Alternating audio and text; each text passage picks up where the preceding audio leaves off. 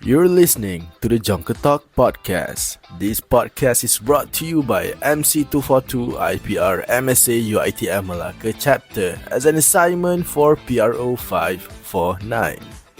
Remember, Jonker Walk is a place. Jonker Talk is us.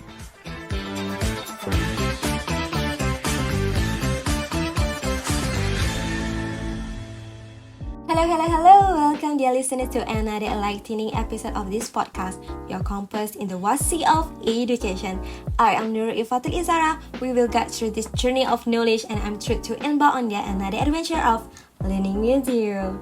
Whether you are a curious student navigating the academic labyrinth, an educator shaping the minds of tomorrow, or a parent that is concerned about children's learning, or simply a lifelong learner thirsty for wisdom, you have come to the right place. Here's on, we are sparking the flames of curiosity and forging connection that transcend the boundaries of the classroom. I am absolutely delighted to have a special guest with us. She's not only incredible talented but beauty with a brain. Without further ado, let's give a warm welcome to Alice Nazrin. Hello. Hi, Zara. Hi, I'm genuinely excited to have you here. Thank you so much for having me. It's a pleasure to be here. How are you doing today? All set for our chat? Yes, I'm doing great. Thanks for asking. And yes, I am definitely ready to dive into some interesting topics with you. Fantastic to hear. In this episode, we'll delve into the depth of education, exploring more closely toward Millennium Development Goals MDG2, which is to achieve universal primary education. This is EDU Chit Chat, where learning never ends and every question is an opportunity to discover something new. So, welcome aboard. Together, let's embark on a journey of exploration, learning, and inspiration. So, sit back, relax, and enjoy today's episode.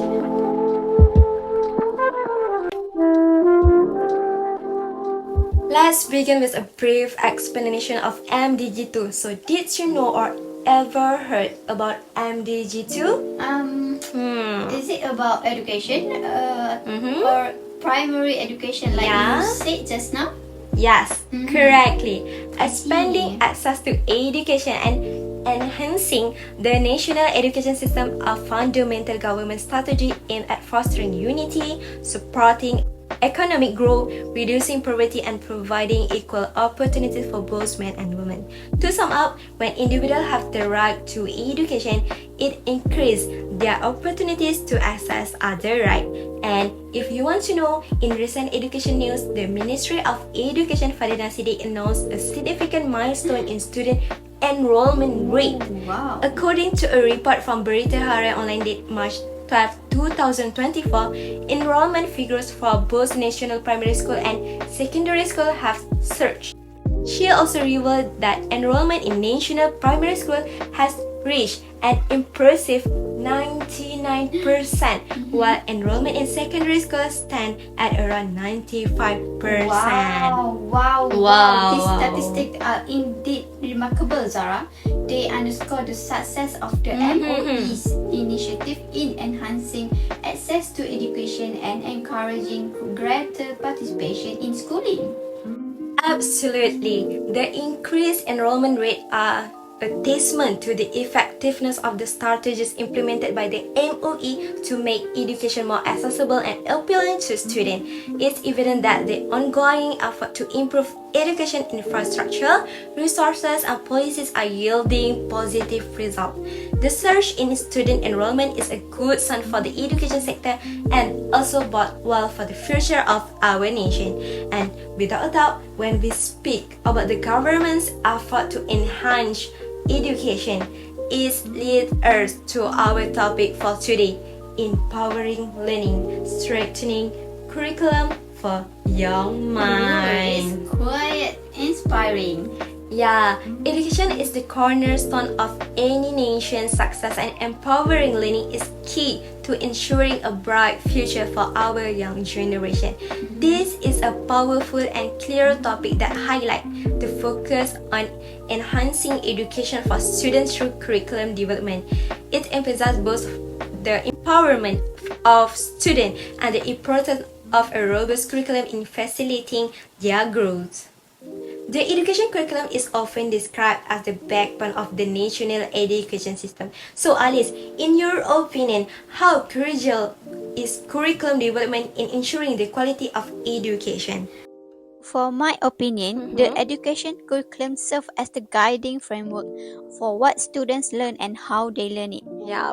It provides the foundation for their intellectual, social, and emotional development. So, continuous renewal and enhancement of the curriculum are essential to keep pace with evolving global trends and challenges. That's incredible insightful. Yes. I agree with what you said just now.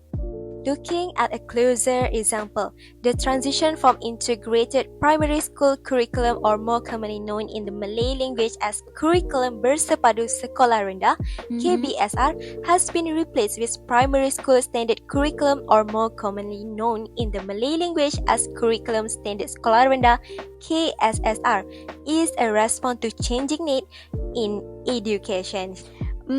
Wait, KBSR and KSSR, what is the difference regarding both curriculum? Okay, let me explain.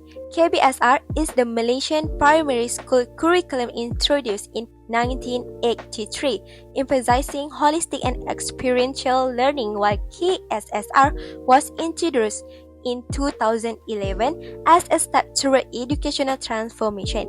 It emphasizes holistic learning with additional of new elements such as critical thinking, creativity, communication, digital skill, and uses a performance-based approach for student assessment. In Malaysia, this change aimed to enhance the quality of education and ensure alignment between the curriculum and the country's development goal, as well as the current need for 2024 this year and 2025. We use KSSR Alignment Document 2017, Revision 3rd Edition. The transition from KBSR to KSSR is not an easy process. However, it's a crucial step toward ensuring that Malaysian education stays relevant and high quality. Yes, true. It's commendable how Malaysia's education system is always evolving to meet the demands of the students and society, ensuring that our future generations are well prepared to face the challenges ahead. But highlighted in a report by Berita Harian Online dated July 6, 2022, it seems parents have expressed their disappointment regarding the curriculum reforms, particularly concerning the frequency of changes and the complexity of the new syllabus. They believe that the increased difficulty level of the new curriculum does not align with students' abilities. Regarding this, what's your opinion about that?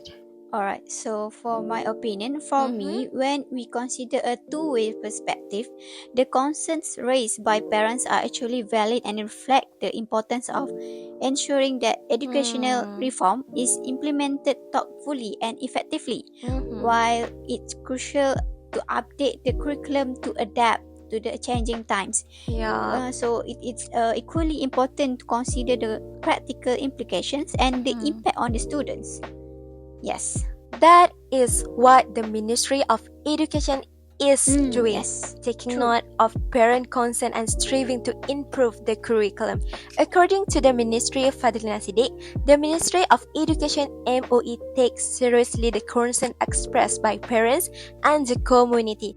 As a result, to address all of this issue, the MOE has taken initiative to implement 4 interventions such as the KSSR Alignment Document 2017 Review, 3rd Edition, Early Literacy and Numeric Detection, Parent-Friendly Classroom Assessment Reporting, and KSSR Alignment Document 2017 Review, 3rd Edition Training. In addition, Ministry Fadlina Sidik will hold a multi-party focus session to collect and consider input on the problem to ensure it can be addressed. Thus, she stated that only 5% of the curriculum is considered difficult and reserved for students with higher level of understanding. That's why it's also important for us to help parents understand this question according to the comprehensive level. I am greatly impressed to see how the government is striving to ensure that the changes made have clear objective and benefit to the students. Yeah, it's essential to bear in mind that this reform curriculum is crafted with explicit objective. It introduces components such as 21st century skill, student-centered learning, and the incorporation of technology in education. When we are diving into the concept of 21st century learning, it's a way of learning that puts students at the center, focusing on the things like a communication, working together, thinking critically, being creative and understanding values and ethics. Implementing a new curriculum in Malaysia could really boost how well students perform. A good curriculum can make learning more fun and relevant, which gets students more interested and motivated. When we talk about curriculum renewal with a 21st century learning approach, we are talking about helping students learn skills they will need for future. Yes. Alright, talking about 21st century learning, I remember when I was in a school, I struggled with answering higher order thinking skill, right? Question because they required deeper and more analytical thinking. However, with continuous practice and delving into the techniques taught in class, I began to feel more confident and proficient in tackling this question. And the training and preparation I received in school helped me understand the types of questions that might be asked in exam and assessment. Yeah. So by employing the top techniques, I could better prepare myself and answer hot questions confidently. This proved that learning is not just about memorizing facts, but also about developing higher order thinking skills.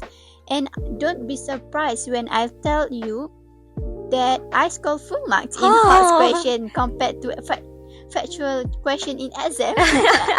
Truly inspiring. Your experience underscored the importance of 21st century learning in preparing students for the challenge of increasingly complex work. Thank you for sharing your story. It's also aligned with my finding on the internet through the article, The Importance of 21st Century Learning on Human Capital Market Potential by Nur Sheila Saleh and Muhammad Shafi Rosli.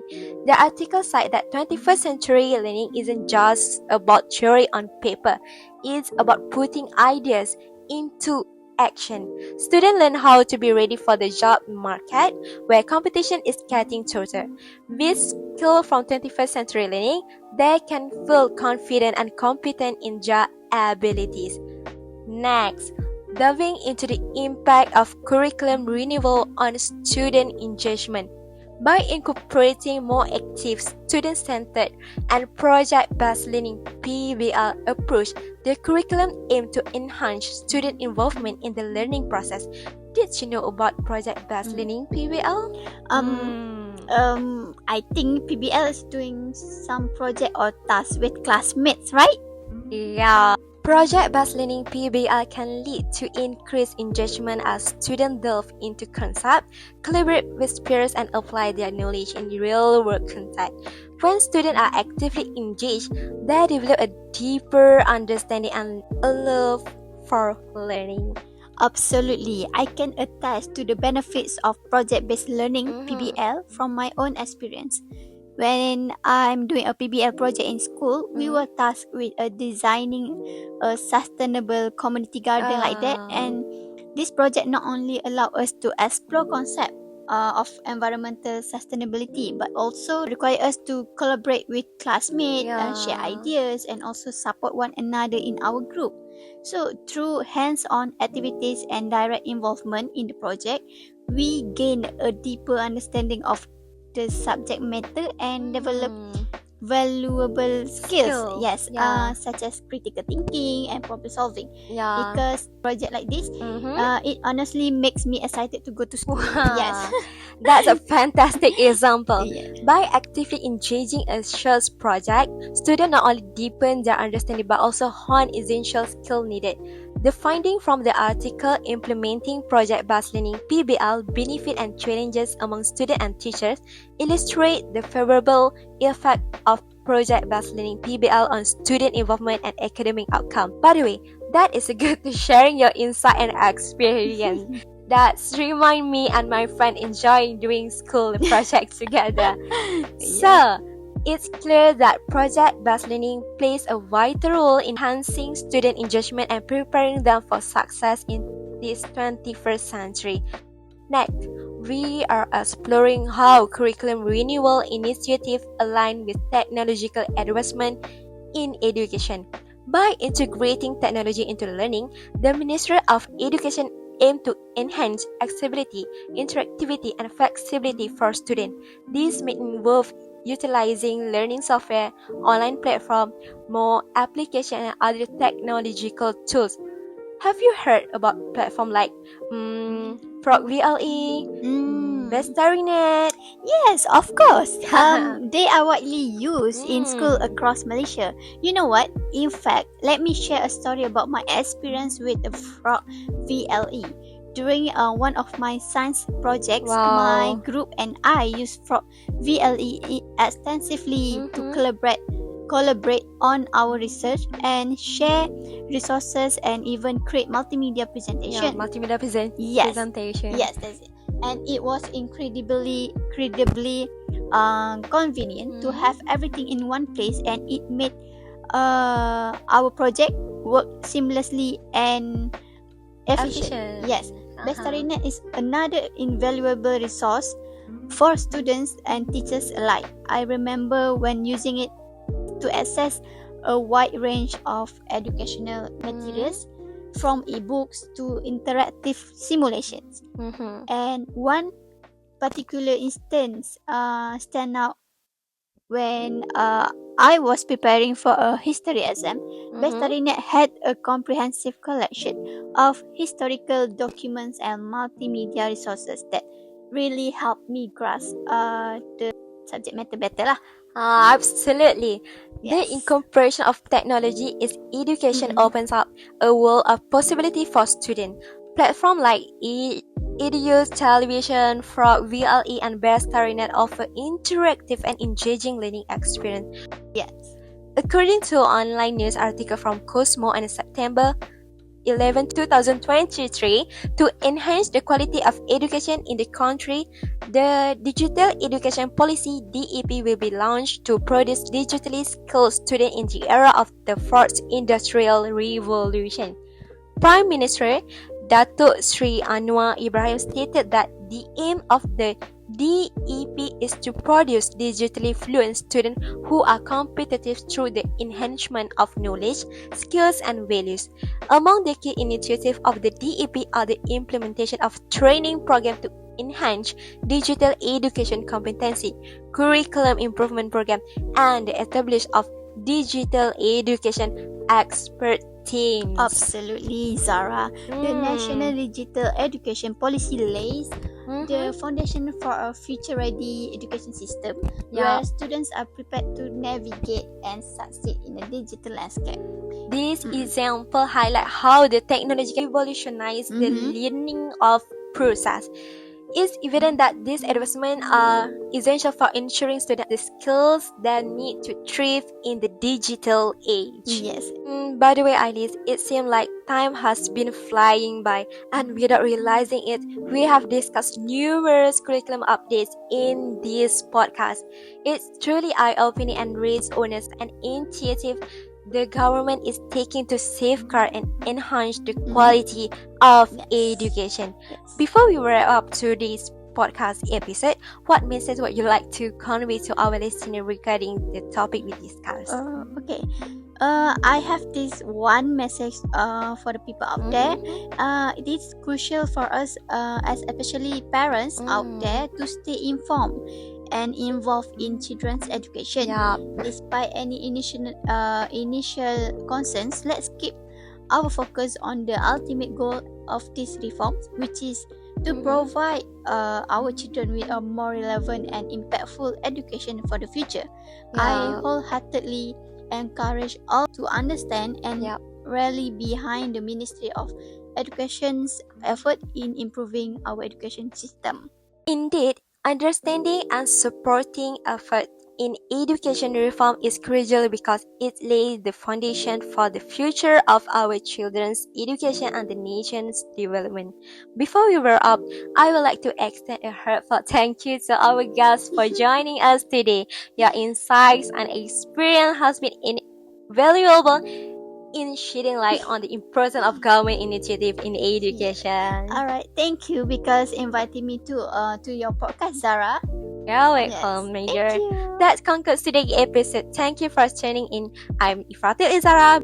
Let's continue to stand behind the government in shaping a brighter future through education. Bye!